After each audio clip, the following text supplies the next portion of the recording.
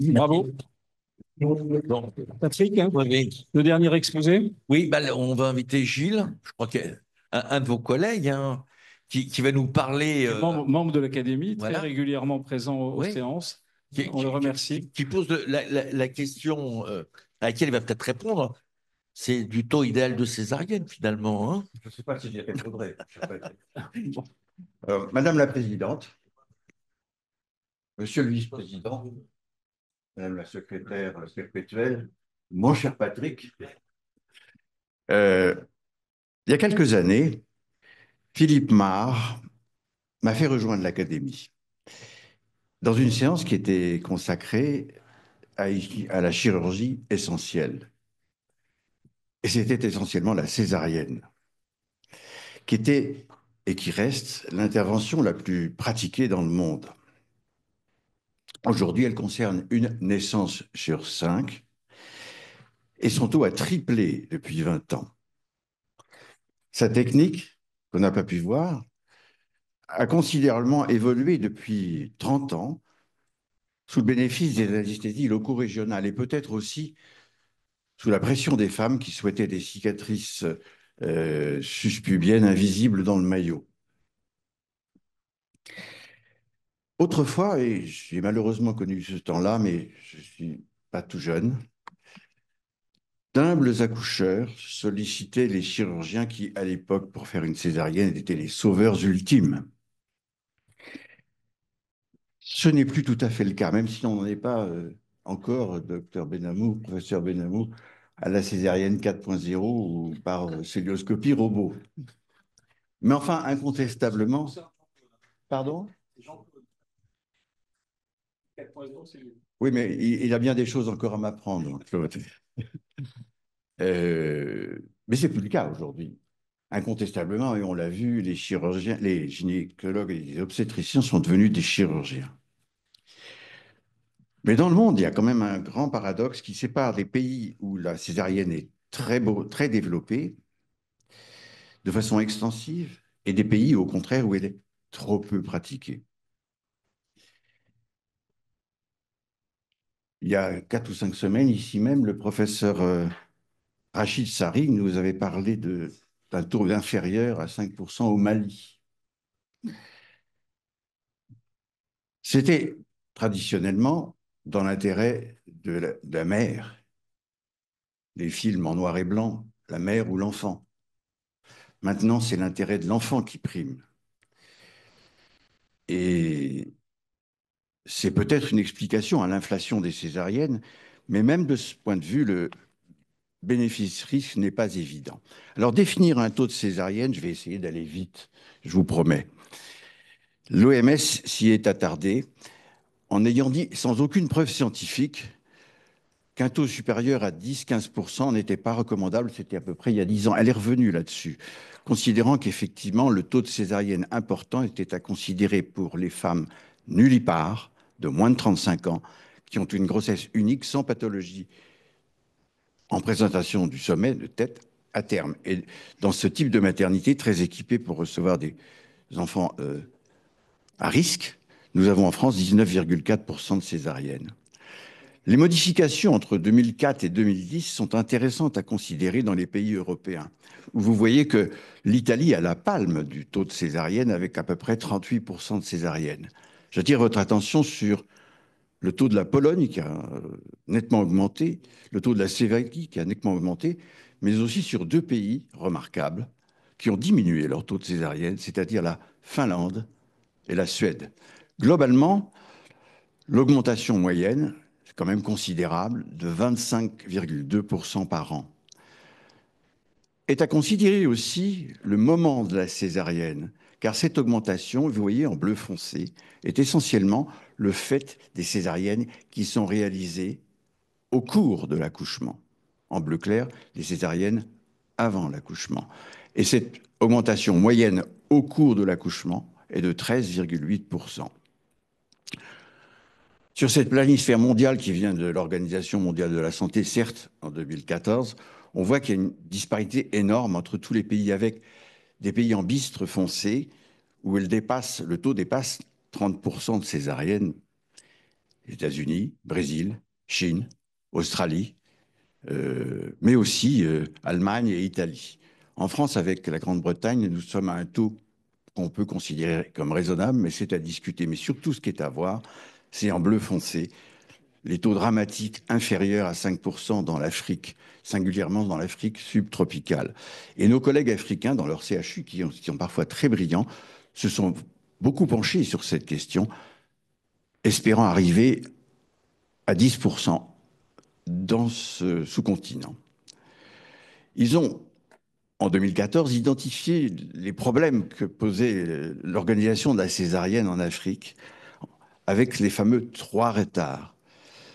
Le premier retard, les femmes africaines enceintes ne sont que 1 sur 6 à avoir un contact avec un professionnel de la naissance. Et au cours du travail débutant, dans la savane ou dans la forêt, il s'agit de pouvoir prévenir ce professionnel. Même si les téléphones portables sont très largement développés en Afrique, il faut encore compter là-bas sur le tam-tam.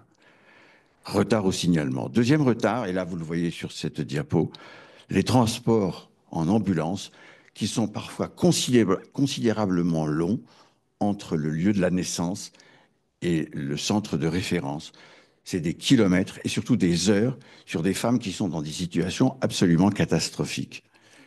Et le troisième retard, dans les centres de référence eux-mêmes, où il faut parfois acheter le matériel, où l'électricité n'est pas constante et où il y a des problèmes malheureusement de compétences chirurgicales. Par contre, en France, il y a une évolution en augmentation des césariennes au sein des grossesses à bas risque, en rouge chez les primipares, en bleu chez les multipares, mais raisonnable.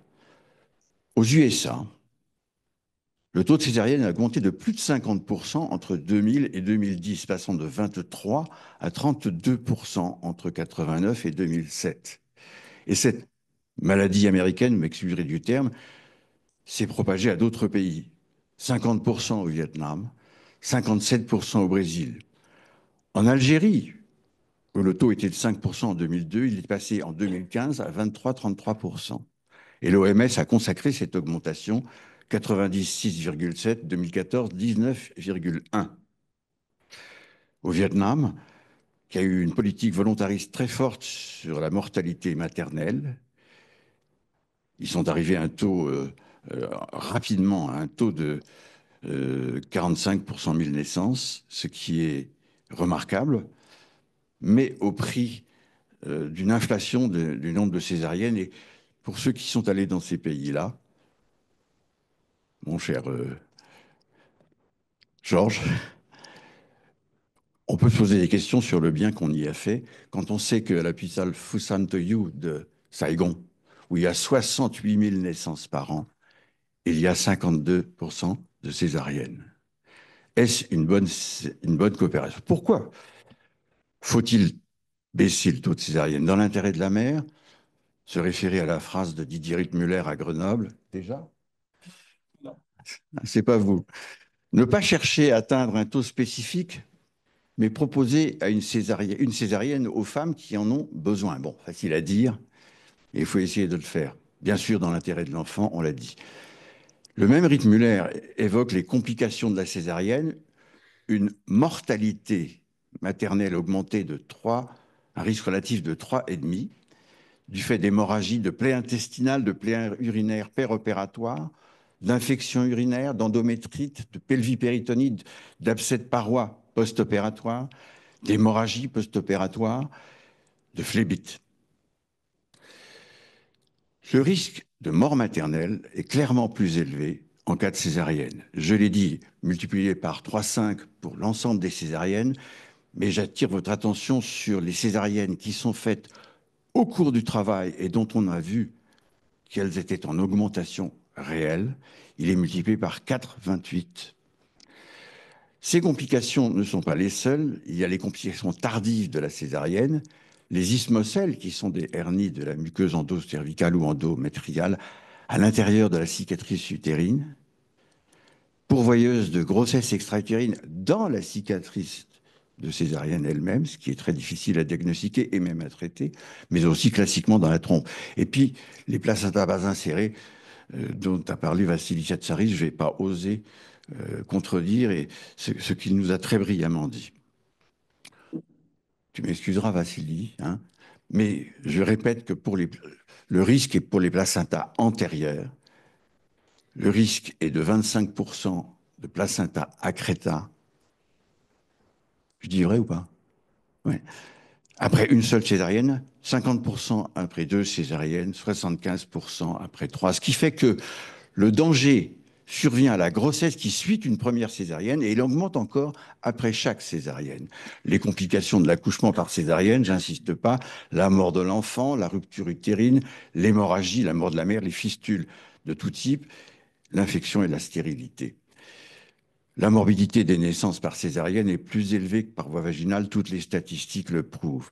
Et pour l'enfant, ben, le risque pour l'enfant est multiplié par 2 de complications et d'hospitalisation en unité néonatale spécialisée, du fait de causes respiratoires, surtout s'il y a eu anesthésie générale, de moins en moins fréquente, avec des durées d'hospitalisation de plus d'une semaine et toutes les conséquences que ça impose. Pourtant, il n'y a aucune corrélation entre le taux de césarienne et celui de la mortalité néonatale. Voilà, en 2010, les taux des différents pays européens, vous voyez qu'ils sont variables, et que malgré ces taux très variables, le taux de mortalité néonatale est pratiquement identique. Les paramètres qui modifient les taux de césarienne pendant le travail, ben, c'est bien sûr l'accompagnement des patientes, l'avis d'un second obstétricien, l'utilisation d'un parthogramme, je vais y revenir, et ça n'avance pas. Pour aboutir aux recommandations de toutes nos sociétés savantes, le National Institute for Clinical Excellence de 2008, notre HAS en 2011, qui dit qu'il n'y a aucune preuve de la supériorité de la césarienne sur la voie vaginale, et la Fédération internationale des gynécologues obstétriciens qui dit que le corps médical a la responsabilité d'informer et de conseiller les femmes sur les modalités de l'accouchement, ce qui veut dire que, étant donné le risque de placenta prévia et accreta, la césarienne de convenance n'est pas recommandée chez une femme qui souhaite plusieurs enfants. Ça ne marche pas. Est-ce qu'on peut diminuer le taux des césariennes, c'est-à-dire éviter les césariennes inutiles? Il faudrait citer l'exemple bien connu maintenant de la maternité nationale de Dublin en Irlande, où le professeur Robson a réussi entre 84 et 92 à diminuer son taux de césarienne de 12% à 9,5%, tout simplement en classifiant les indications avant l'intervention de toutes ces césariennes. Sur l'anamnèse obstétricale, la grossesse elle-même, fœtus unique, céphalique, en siège, multiple, l'évolution, travail spontané, déclenchement césarienne avant travail, ou la durée de la gestation. Voilà la taille des 10 groupes de Robson, taille relative où en rouge, vous avez de très fortes chances de césarienne, même si ce n'est pas obligatoire, l'antécédent de césarienne, les sièges, les présentations transversales, mais ce groupe est extrêmement restreint sur l'ensemble des naissances. Par contre, le groupe en bleu, je dirais les grossesses normales, singleton, céphalique, au-delà de 37 semaines, multipare ou primipare, il est énorme. 71,6% des naissances. Et c'est en agissant sur ces groupes de 1 à 4 de Robson qu'on peut peut-être diminuer le taux des césariennes par une gestion rigoureuse des 2 phases actives de l'accouchement, la deuxième phase, la plus longue, étant habituellement sous la responsabilité des sages-femmes. La phase d'expulsion concerne également les médecins responsables. La durée d'un travail habituel chez une primipare, c'est de 8 heures, comme on le sait, à 16 heures, selon qu'il y ait ou non péridurale. Et cette courbe classique pour nous, mais peut-être pas pour les chirurgiens, résume l'évolution d'un travail avec 3 phases différentes. Une phase très longue de latence, très longue pour la femme surtout, parce qu'elle a mal, il y a des contractions. Une deuxième phase, 4 heures, qui est dite active parce que la dilatation et la présentation dans le pelvis est très rapide. Et puis une phase d'expulsion de 30 à 50 minutes. Et cette phase de 4 heures, dite phase active de l'accouchement, est pratiquement sous la responsabilité exclusive des sages-femmes, qui ont à charge de surveiller de façon horaire et constante, de faire une auscultation cardiaque fétale régulière, théoriquement toutes les 15 minutes, ce qui fait qu'elles utilisent le monitoring que vous connaissez bien. Et leur possibilité d'action, c'est la rupture artificielle des membranes ou une gestion adaptée et constante de la perfusion d'ocytocine. Voilà le monitoring que vous nous connaissez bien, le boum, boum, boum, boum des salles de naissance, avec en haut la courbe de l'évolution du rythme cardiaque fœtal, au milieu les mouvements actifs du fœtus et en bas les contractions utérines. Nous n'utilisons pas ce partogramme qui est celui de l'OMS, mais un partogramme qui est à peu près équivalent, qui reprend tous les caractères absolument indispensables à relever au cours de l'accouchement. Mais ce partogramme est intéressant parce que vous voyez qu'il y a deux lignes obliques entre lesquelles se situe l'évolution d'un travail normal. Dès qu'on sort de ces lignes, ça impose une action des sages-femmes ou des médecins. Et puis la troisième phase de l'accouchement, c'est l'extraction qui peut se faire spontanément ou de façon artificielle par les médecins habituellement. En France, nous avons un taux d'extraction instrumentale de 11,6% qui est à mettre en comparaison avec le taux du Royaume-Uni, 10%, des USA, 10-15%, du Canada, 16%. Et nous avons un taux de césarienne qui n'est pas de 20,2, mais 20,9%. J'insiste, pour finir, rapidement, si vous me le permettrez, sur la formation continue des soignants à l'économie des césariennes. Et ces soignants, c'est essentiellement les sages-femmes, avec et par les médecins. Et c'est à cela que nous nous attachons régulièrement, ici bien sûr, mais à l'étranger également. Je vous remercie de votre attention.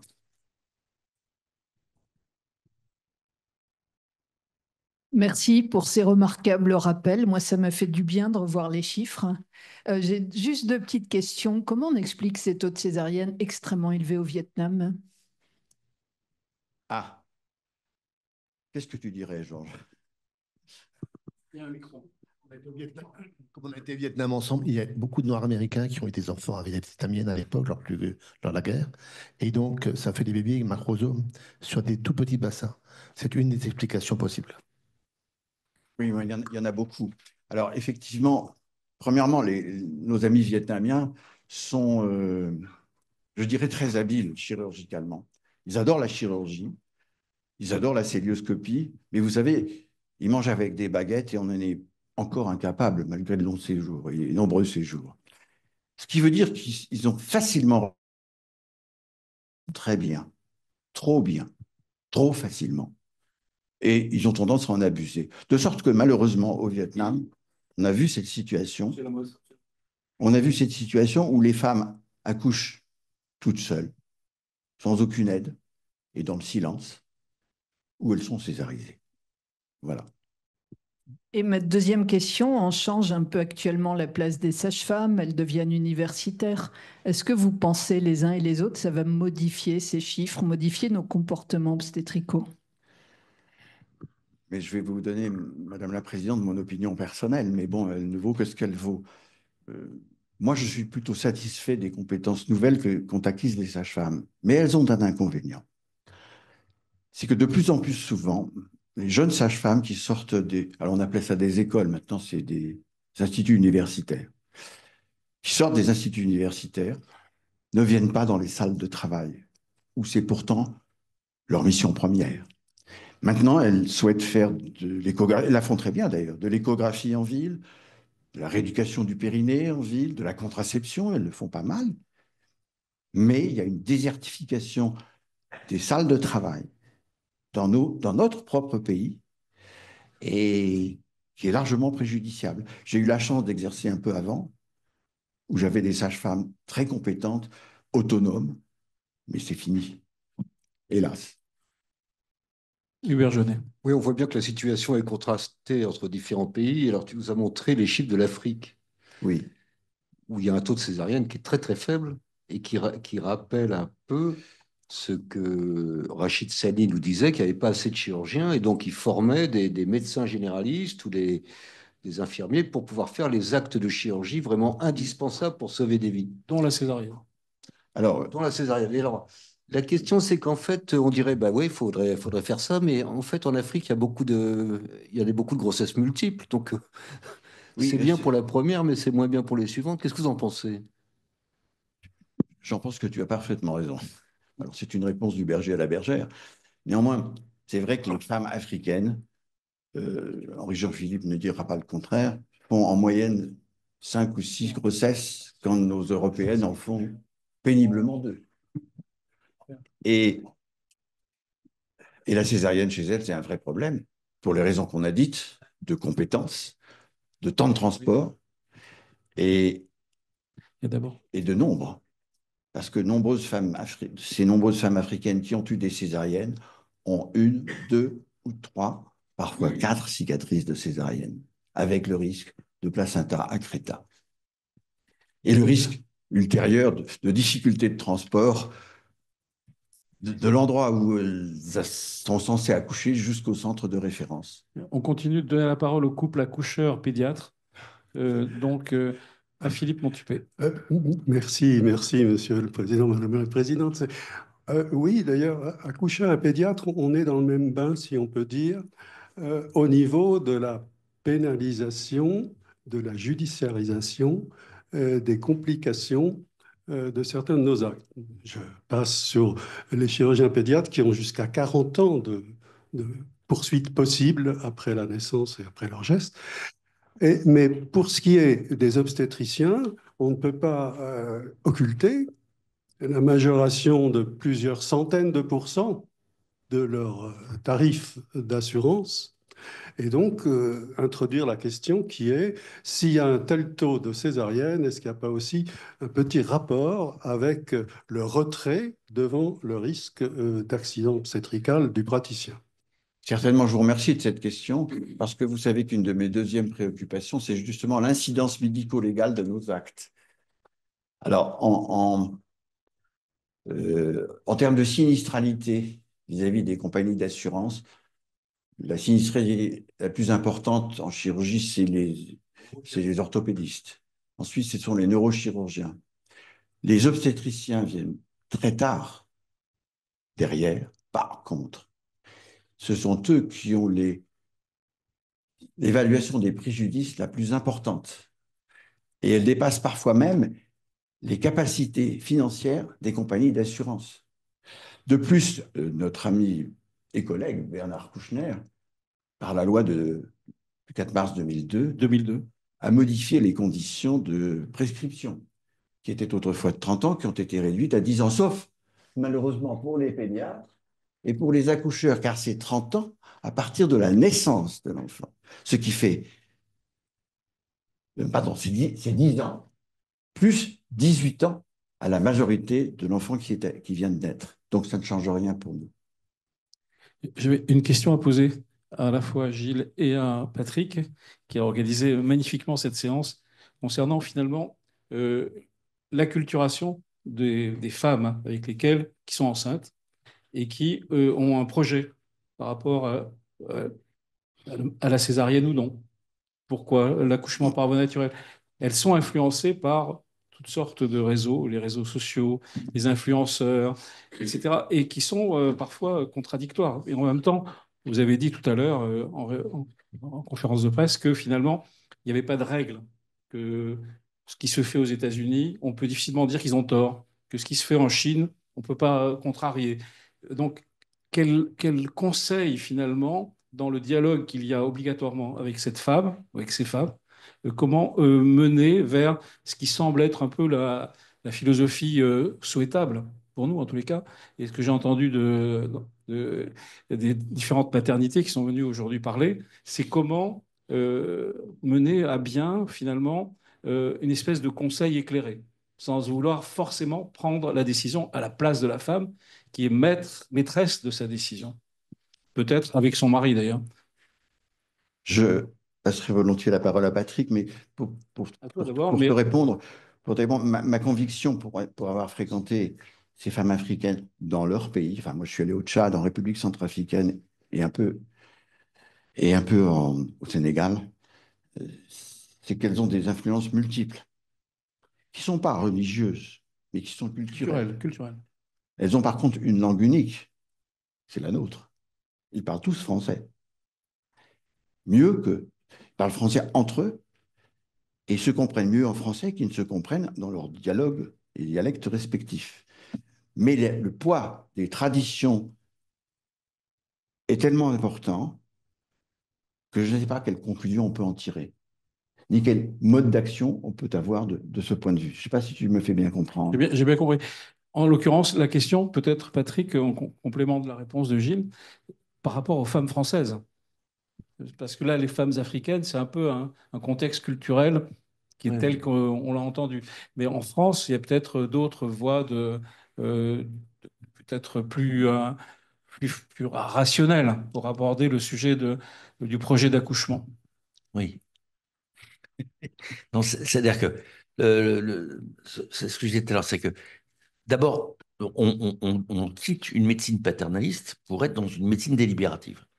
Ça, C'est la femme qui décide. c'est-à-dire qu'effectivement, on ne peut pas, à l'heure actuelle, ne pas tenir compte de la vie d'une patiente. C'est pas possible. Donc, c'est pas le taux de césarienne qui est important, c'est la relation qu'on va avoir avec la patiente. Alors, après, il y a de plus en plus des influences sociétales. Je suis absolument d'accord avec toi. C'est-à-dire que tu as des femmes qui sont convaincues qu'il faut accoucher tout à fait naturellement et puis même accoucher chez soi pour éviter l'obstétricien et être sûr d'accoucher par les voies naturelles. Et puis, tu as l'autre extrême où tu as des patientes qui viennent te demander une césarienne de protection périnéale, par exemple. Donc, ce qui est important, c'est cette discussion avec la patiente pour être sûr qu'on fera le moins mal possible, si je puis dire. C'est que notre choix sera guidé par la patiente, mais pas avec notre propre réflexion et notre propre le sentiment de rendre service ou de ne pas rendre service en faisant une césarienne qui serait demandée, par exemple. Et puis, il y a un autre point qui est important, mais qui est un aspect méthodologique que j'ai expliqué tout à l'heure et qui est majeur. C'est que malheureusement, on ne peut pas raisonner césarienne versus voie basse. C'est un raisonnement qui est complètement qui était erroné. Parce que le bon raisonnement, c'est j'ai une patiente qui est en face de moi. Elle a par exemple une présentation du siège. Je vais discuter du mode d'accouchement. Ça veut dire que, elle a le choix entre deux options. La première, c'est la césarienne programmée. Et la deuxième option, c'est la voie basse planifiée. Pourquoi je dis ça? Parce que d'abord, c'est les chiffres que montrait Gilles tout à l'heure, c'est que la césarienne en cours de travail est bien plus dangereuse pour des raisons de sepsis, pour des raisons d'urgence, pour tout ce que l'on veut. Il y a énormément de... Du mot programmé. Voilà, par rapport à la césarienne programmée. Ça, c'est important. Et deuxièmement, cette patiente, disons, j'ai une présentation du siège, elle arrive à dilatation complète, le siège ne descend pas, je décide de faire une césarienne, je fais une plaie enfin, utérine, j'ai des hémorragies, je touche les artères utérines, je vais à l'extrême, la patiente meurt, c'est pas la césarienne qui l'a tuée, ne vous trompez pas, c'est l'intention de voie basse. C'est l'intention de voix basse qui a tué la patiente. Donc dire je compare la césarienne à la voix basse, c'est méthodologiquement c'est faux. Je ne peux que comparer que la césarienne programmée à la voix basse planifiée. Et là, ça change tout en termes de statistiques. Parce que quand on regarde les chiffres les plus récents, la césarienne programmée n'est pas plus dangereuse, je parle pour la première, hein, pas pour le reste. Parce qu'après, je rejoins complètement Gilles, c'est que la répétition des césariennes va devenir de plus en plus dangereuse. C'est ce que nous montre, après, ça se termine dans les centres experts, hein, chez Vassili. Mais la première césarienne n'est pas plus dangereuse qu'une voie basse planifiée. Non, et même, pour répondre à une question qui a été posée tout à l'heure, excuse-moi, Patrick, Non. et même, on envisage maintenant dans un certain pays d'Afrique, c'est le Togo. Dans lequel je ne suis jamais allé d'ailleurs. Mais au Togo, il y a une expérience qui tente à former les sages-femmes à la réalisation de la première césarienne. Et on attend encore les résultats. Mais il semblerait que le résultat ne soit pas si mauvais que ça, eu égard au faible nombre d'obstétriciens et de chirurgiens. Je terminerai j'aimerais que tu redises finalement ce que tu nous as dit tout à l'heure, nous parler de la morbimortalité de la femme qui va accoucher, en particulier du risque suicidaire, Ah oui, oui, qui oui. est la cause de mortalité, semble-t-il, principale et non pas autre chose. Et ça me paraît quand même, cette vision de la gestion Oui, du risque me paraît quand même fondamentale. oui. C'était là. D'abord, nous, on évolue, on change dans nos pratiques. Bon, on a connu la grossesse extra-utérine pour laquelle on fait au départ c'est la parotomie, après on a fait cystoscopie. Maintenant on fait du méthotrexate. On les voit de plus en plus tôt, on les traite de plus en plus tôt et on est de moins en moins invasif. Mais de la même façon que nous on change nos pratiques, nos patients changent. La médiane d'âge c'est 31 ans. 25% des femmes en France ont une grossesse au-delà de 35 ans. Et ça veut dire qu'il y a 42 jours, la principale cause de mortalité est la cardiovasculaire. Et à un an, la première cause de mortalité, c'est le suicide.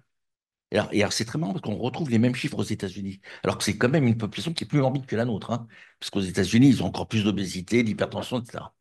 Mais la première cause de décès aux États-Unis à 42 jours, c'est les causes cardiovasculaires, et à un an, c'est ce que je disais, il y a une petite nuance, c'est que nous, c'est le suicide aux États-Unis, c'est le suicide plus le meurtre, les deux cumulés. Donc, oui, oui, c'est les violences, c'est-à-dire que les armes à feu sont en vente libre. Donc, il y en a qui décident décider de se séparer de leur femme de façon un peu plus brutale qu'en France.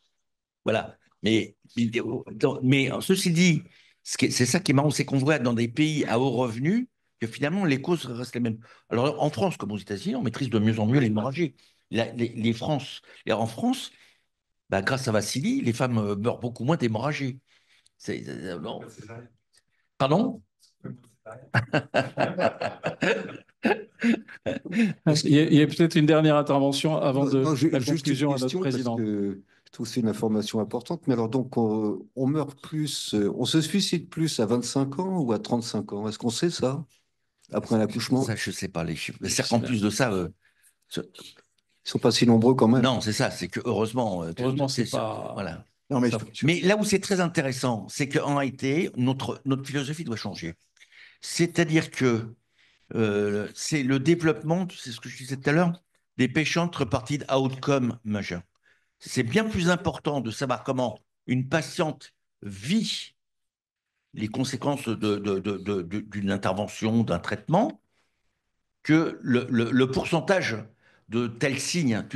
C'est ça que je veux dire, c'est que peut-être que, je dis n'importe quoi, mais peut-être qu'effectivement, les chiffres ne le montrent pas, hein, mais que quand on fait une césarienne programmée, on va augmenter le taux de suicide. Je dis n'importe quoi, tu vois ce que je veux dire. Mais ce qui compte, c'est comment la patiente vit son accouchement. Parce qu'en plus, c'est pas une intervention comme les autres, ça modifiera définitivement l'avenir de cette femme. Donc, on ne peut pas ne pas tenir compte, compte tenu, heureusement, de la sécurisation de l'accouchement, que ce soit la césarienne ou l'accouchement, tentative d'accouchement par naturel, ne pas tenir compte de ce que souhaite la patiente. C'est ça, moi, en tout cas, ce que je pense. Juste un mot de conclusion parce qu'il faut s'arrêter. Moi, je suis arrivé cet après-midi. Je pensais que notre présidente allait présider cette séance. Mais c'est un peu la magie et donc l'obstétrique. Je me disais, bon, je ne connais pas grand-chose. Mais vous avez réussi, et c'est un peu la magie de l'Académie de chirurgie, les séances de l'Académie. Même quand on n'est pas vraiment du domaine, vous arrivez à nous passionner. Parce que cette séance a été extraordinaire. Donc, et je vous remercie tous parce que vraiment, ça a été vraiment un retour dans ce domaine avec la passion qui vous anime et vous nous avez transmis cette passion. Et je trouve ça formidable. Donc, merci à Madame la Présidente de bien vouloir conclure définitivement ou de dire que la séance est simplement interrompue La séance est et suspendue. suspendue.